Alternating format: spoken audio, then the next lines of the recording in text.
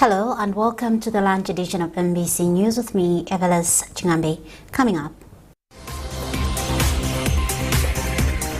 President Chakwera gives agencies responsible for the procurement and supply of fuel 48 hours ultimatum to resolve their failure to transport 31 million litres of fuel secured through the government-to-government policy. Government plans to recruit additional police officers for efficient service delivery. And players in the tobacco sector expect a boost in this year's tobacco season despite drought.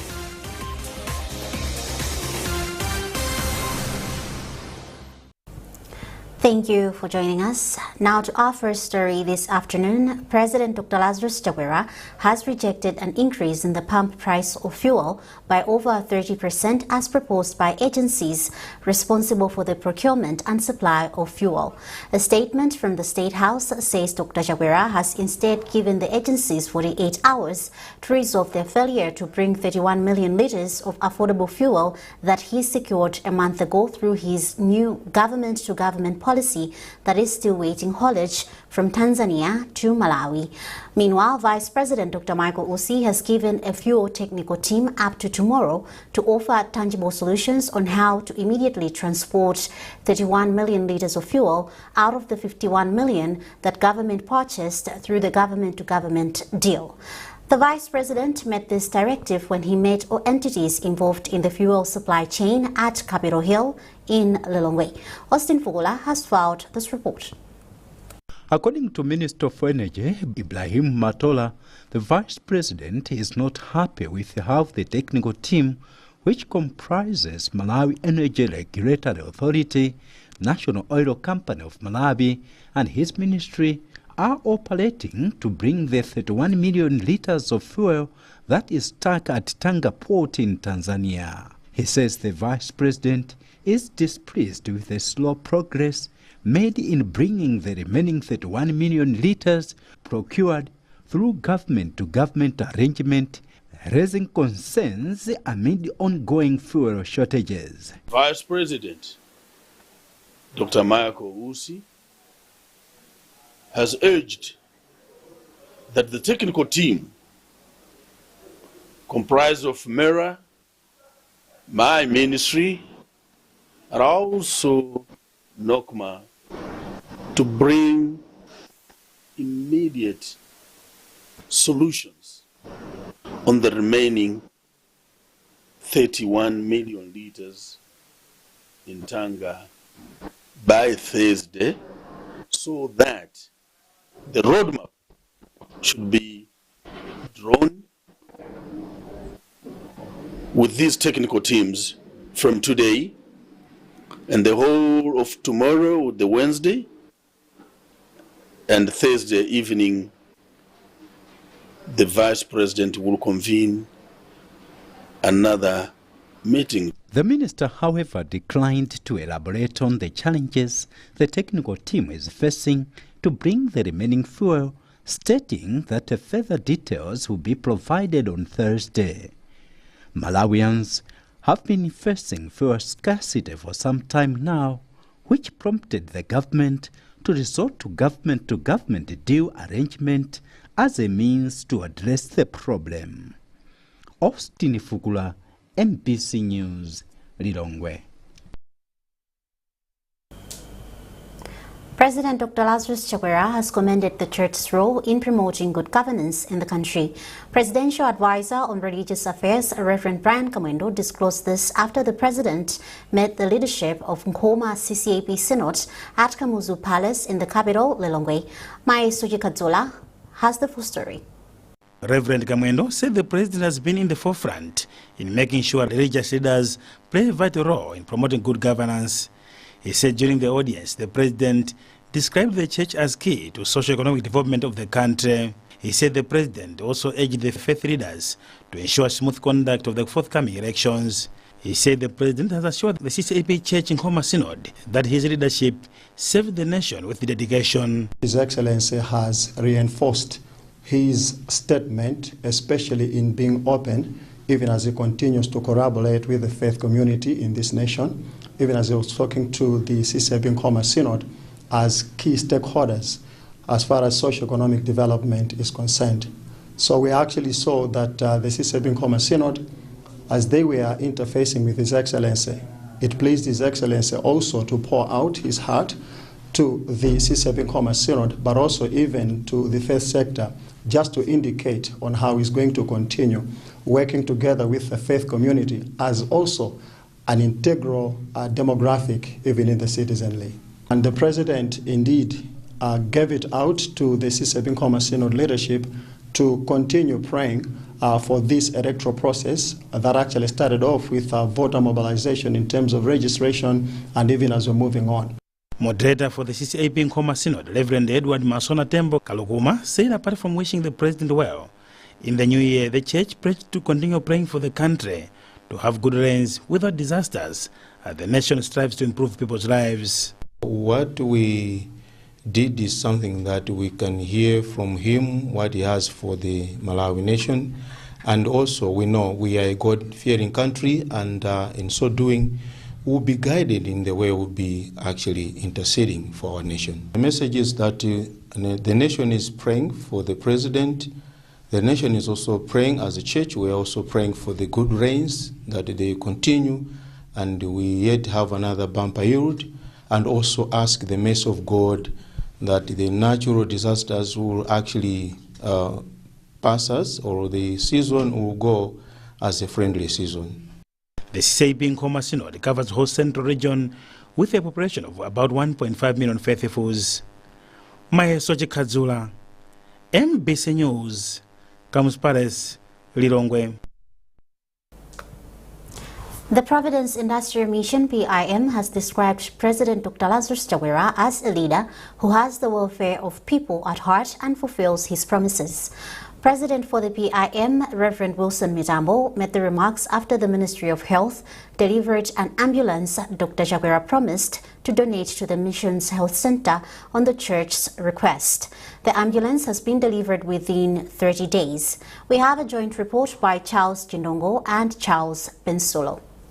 15th January every year is Reverend John Chirembo Day here in Malawi.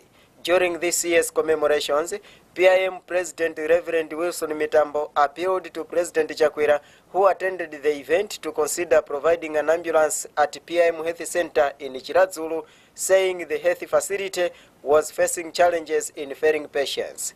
This is part of what Reverend Mitambo said. Pamalo ano tindi chipatala chimeneso chimathandiza mizi yochuluka mbali ya kuno. Komano ife mpingo tidagula ambulance koma kalekale imangoti yanyamula pesha ikamafika pantunda apo yaonongeka tikatero timunyamulire panjinga yakapalasa patient uja uleno yakuboma gali moto yathu yata tapotanano bwana watu ngati pangapezeka ambulance pena pachi tithandizeni kuti tithandizeso anthu ozungulira kuno tapotanano bwana watu.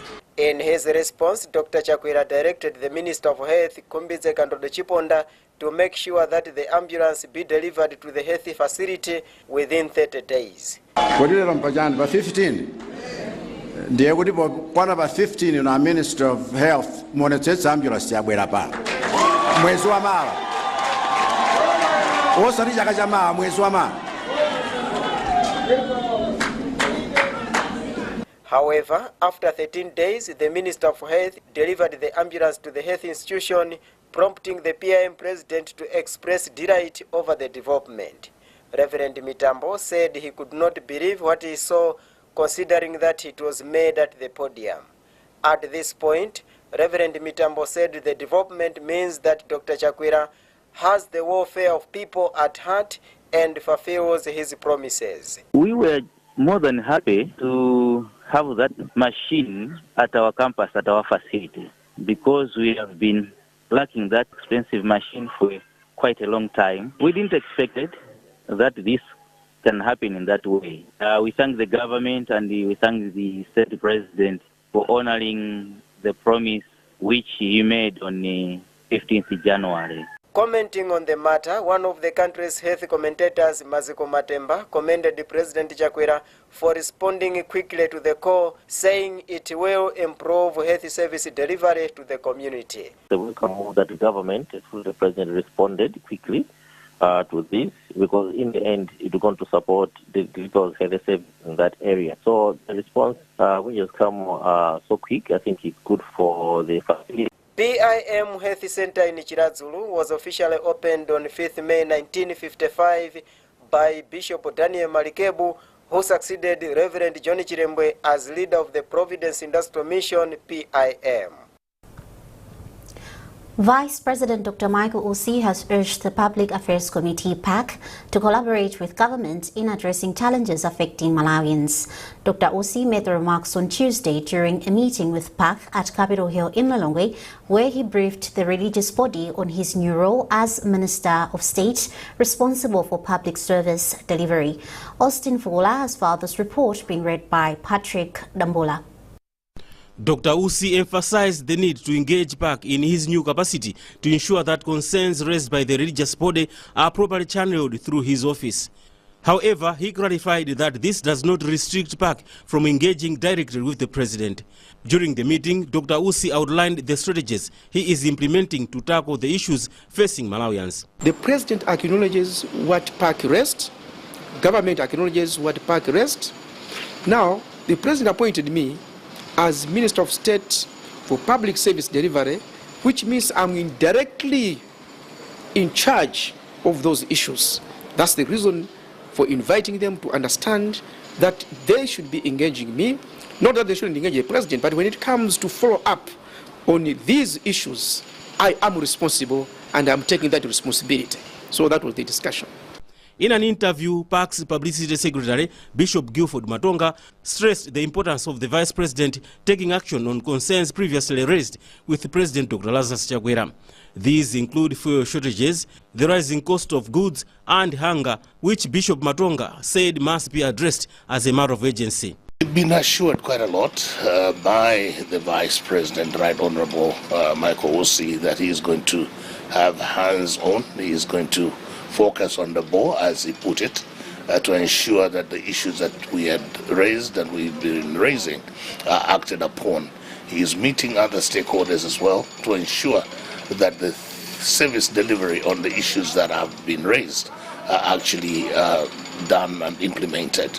The Public Affairs Committee has since committed to meeting the Vice President in the near future to follow up on issues requiring government intervention. The Ministry of Homeland Security says government will prioritize the recruitment of additional police officers in order to lessen the ratio between police officers and citizens in the country. Minister of Homeland Security Ezekiel Chingoma said this at Police Headquarters Area 30 in Lilongwe during a familiarization tour. More in this report by Madalito Mhango. Speaking during the tour, Minister of Homeland Security Ezekiel Chingoma highlighted that national security plays a critical role in the development of the country. Chingoma further said government will recruit additional police officers to address the police officer to citizen ratio, which currently stands at 1 police officer to 1,070 citizens against the United Nations recommended ratio of 1 police officer against 500 citizens. He therefore recommended police officers for their tireless efforts to reduce crime rates in the country. The ratio between the police officers to the citizens of this country, it's quite low, and I think as a solution to it is for government to recruit a lot of officers so that that gap should be lessened. Apart from meeting senior police officers, the minister also visited police radio to appreciate how police officers are disseminating information to the general public. Madalito Mhango, MBC News, Lilongwe. You're watching MBC News and you are with me, Evelis Chingambe. A reminder of our top stories. President Chakwera gives agencies responsible for the procurement and supply of fuel 48 hours ultimatum to resolve their failure to transport 31 million litres of fuel secured through the government-to-government policy. Government plans to recruit additional police officers for efficient service delivery. And players in the tobacco sector expect a boost in this year's tobacco season despite drought.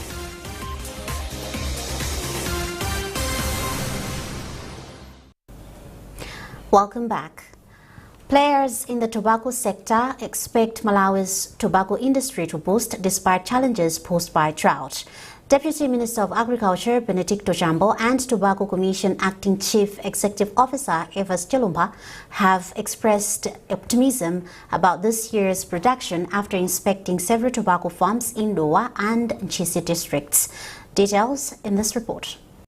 The Minister of Agriculture and Tobacco Commission officials embarked on field visits to assess the progress of this year's tobacco crop. Deputy Minister of Agriculture Benedicto Chambo described the outlook of the tobacco crop as positive. Though some areas have been affected by drought, Chambo urged tobacco farmers to adopt some innovative methods of growing the crop through partnerships with other organizations to maximize output. He said through irrigation, the crop stands a better chance to maximize its yield. There's an indication that the country will have tobacco. It won't be the way expected by the Commission, but it will be over than last year. And I'm urging farmers to work hard, and we should also go for irrigation as the farm we saw in Dowa. He started planting the tobacco using irrigated waters. This is a good and timing time. The time you see the lands dried, but he still had the crop. You see the difference between the crop of irrigated one and these crops that other farmers have used with the rains. So it means if we go deep into irrigation, we can plant 3 times. In his remarks, the Tobacco Commission Acting Chief Executive Officer Evans Chilumba also expressed satisfaction with the quality of the crop, saying that farmers stand to benefit from improved yields and market opportunities. In terms of quantity, as the Commission anticipated to actually produce 160 million kgs, but with the drought, we expect there is going to be a reduced production to maybe around 140 to 150 million kgs this year. But you can see that this is even higher than what we produced last year, which was 133 million kgs. Basically because there is an increased hectarage by the growers, and also there are new entrants into the farming of tobacco this year. However, farmers in most farms visited voiced out lack of agricultural extension services, elaborating that the officers are preoccupied with other assignments than supporting the farmers. The Deputy Minister assured the farmers that as a ministry, they will look into the problem and find solutions for the general good of agricultural productivity across the country. In terms of government office, no, none has come. I can assure you that last year on the same farm, I grew Irish potato. I had to make several calls to the officer. He was just promising me, I'll come, but he never came up until I harvested tobacco. So I don't know what is happening with these government agricultural extension services. I hope government will look into this one so that there will be some improvements. With tobacco being Malawi's top foreign exchange earner, the government is optimistic that this year's production will significantly contribute to the economy. Last year, Malawi netted $395 million, which is more than 694 billion Malawi kwacha. McDonald Chiwaira, MBC News, Lilongwe. Still in agriculture, Action for Sustainable Development ASUD has drilled aquaculture farmers in the northern region to improve production of quality fingerlings in order to help meet demand and improve quality. Closing the training, ASUD Executive Director Thomas Ngwira said inadequate financing and weak technical capacities remain challenges to those producing fish in the country. George Mkandawire reports from Zuzu. According to Ngwira, the training is part of a project which seeks to improve hatchery production and management for quality fingerlings. He said fish farmers in the region have been facing challenges in accessing quality fingerlings. Fish farming is done widely in the region, and therefore it's difficult. It has been very difficult for the farmers to access quality fingerlings, to come to Mzuzu and other urban places to find fingerlings. Therefore, this training, as we close today, was there to make sure that the farmers in Rumpi, in Katabe, in Mzimba, they are right there to make sure that the farmers out there, they should be able to access these fingerlings close to them. And they save transport and any other expenses related to bringing quality fingerlings at the fish pond within their vicinity. A seasoned fishing expert, David Mbamba, who trained the fingerling producers, said insufficient quality and quantity of fingerlings remains a setback in fish production. But he was quick to state that with the training and support from GIZ, the country is expected to have quality fingerlings, thereby boosting fish farming. We have equipped these hatchery operators with knowledge how to produce quality fingerlings so that when they are in their respective areas, they'll be able to produce equally the same quality that we are doing here. Therefore, it will be affordable for the farmers and the accessibility will not be questionable because it will be close by. One of the trainees, John Gondwe from Katabe, said they've been trained in fish breeding, rearing and conditioning. Learned a number of skills, technical skills and methods, and which we expect that as we go out, we are going to implement all those skills so that we produce quality fingerlings. Here they will provide us with the brooders, which when we are going to put them in our ponds, they will start multiplying. Thereafter, we keep on multiplying more fingerlings so that our fingerlings are of good quality because of the right feed that we are going to be giving to our fingerlings. The country harvests 10,000 metric tons of fish annually, but with different interventions, it is projected to rise to 30,000 metric tons by 2030. George Nkandawire, MBC, Mzuzu. Government has been tipped to arrest all perpetrators who destroy the natural cover through bushfires and wanton cutting down of trees as one way of promoting the natural forests. CCAP Synod of Livingstonia moderator Reverend Jailos Kamisa was commenting on the deforestation rate of the indigenous forest through bushfires, describing it as a setback in achieving the aspirations of tree planting season. More in this report by Grant Mahango. In line with government's vision and aspirations in the promotion of preserving and protecting natural forests, various organizations, including faith-based organizations, are now actively taking part. CCAP Synod of Livingstonia General Secretary Reverend William Tembo says despite all efforts, destruction of forests through bushfires remains one of the major challenges requiring immediate attention. We want even to suggest a winning solution. Let the people, those who are cutting trees wantonly, be brought to book and let them face the law of the land. And we are saying our parliament is there, our lawmakers are there.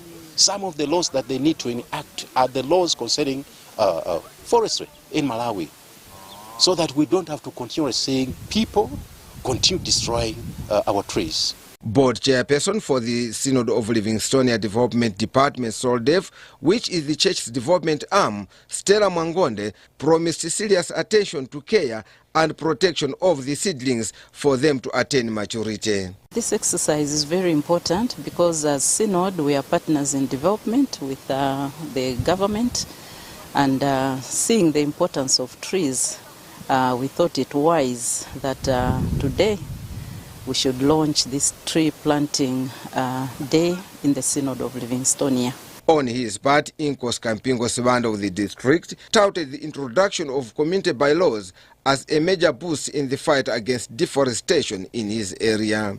We have already started making the bylaws. We have some bylaws which we discussed at ADC level, and some of the bylaws were also taken to some village forest reserves that we have established in different villages. The CCAP Synod of Livingstonia plans to plant over 5 million trees during this year's tree planting season. Grant Mhango, MBC News, Mzuzu. And now in sports. Two Zimbabwean football clubs, Caps United and Dynamos, will this year take part in the Veterans Social Football Tournament, which involves former players of Mighty Wanderers and FCB Nyasa Big Bullets. The tournament first took place last year with Wanderers beating Bullets on penalties, while this year's edition will be held on the first and second match at Kamuzu Stadium in Blantyre. Chairperson for the organizing committee, Kelvin Moyo, says the proceeds from the two-day event will go towards assisting the Wanderers and Bullets legends. This time around, the veterans have thought of inviting Capes United from Zimbabwe and Dynamos. And the games will be played on the 1st and 2nd of March at Kamuzu Stadium. So on the first day, there will be a Harare derby between Capes United and Dynamos. Afterwards, Bullets are going to play against Wanderers. The winners will meet in the finals the following day, and the losers will play for a third place playoff. So I think this is a good opportunity for companies, exciting moments for the fans. So we urge fans and companies alike to come in mass numbers so that the event should be colorful and eventful. Last year, the proceeds were channeled through charity, but this time around it's for the players themselves. They say charity begins at home. They cannot be assisting other people when they themselves are in dire need of funds. So this time around, whatever happens, whatever money we get from the sponsors, we get from the gates, the proceeds will go towards the two teams. And only 10% will go towards the Zimbabweans, because after the games, we need to sit down and network, because the purpose of these games this year is for networking purposes. And the Dynamos, as I alluded to, they've got a man called Desmond Maringa, who is the president of the Footballers Union of Zimbabwe. This guy is on top when it comes to union work. He's the guy who also assisted Bloody Societies when he had a case against the Zambian club. So there is a lot that need to be tapped from Desmond Maringa. So after the games on Sunday, we'll have a get-together where the players will need to network. And also another thing is, every time a player stops playing football, they always tell you that we're going into coaching. But there are a lot of things that can be done. Player management, for example. Zimbabwe have got homegrown players that are playing in Europe. How do they manage this? So these are some of the things that our players will need to tap from these guys when they come. And that item concludes this edition of MBC News. A reminder of our top stories. President Chakwera gives agencies responsible for the procurement and supply of fuel 48 hours ultimatum to resolve their failure to transport 31 million litres of fuel secured through the government-to-government policy. Government plans to recruit additional police officers for efficient service delivery. And players in the tobacco sector expect a boost in this year's tobacco season despite drought.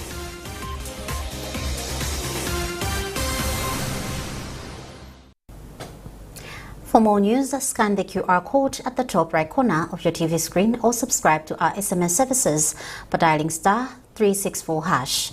You've been with me, Evelyn Jingambe. Thanks for watching and good day.